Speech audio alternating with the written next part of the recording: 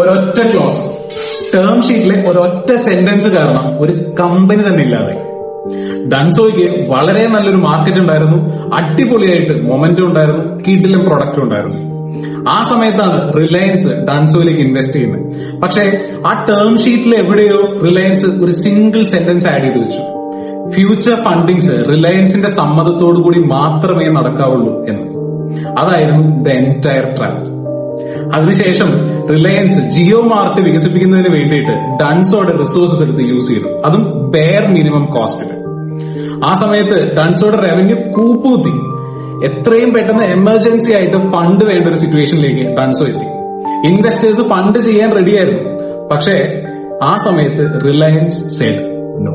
ഡൺസോയുടേത് ഒരു മാർക്കറ്റോ പ്രൊഡക്റ്റ് പ്രോബ്ലമോ ആയിരുന്നില്ല. ഒരു ക്ലോസ്, ഒരു സിംഗിൾ നോ. അതാണ് അവരുടെ കമ്പനി തന്നെ ഇല്ലാതാക്കിയത്.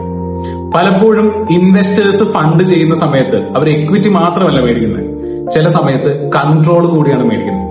ടേം ഷീറ്റിലെ ഓരോ സെന്റൻസും ലൈൻ ബൈ ലൈൻ നിങ്ങൾ വായിച്ചിട്ടില്ലെങ്കിൽ കൺട്രോൾ ആണോ എക്വിറ്റി ആണോ നിങ്ങൾ എഴുതി കൊടുക്കുന്നതെന്ന് അറിയാൻ നിങ്ങൾ ഒരുപാട് വൈകിപ്പോകും.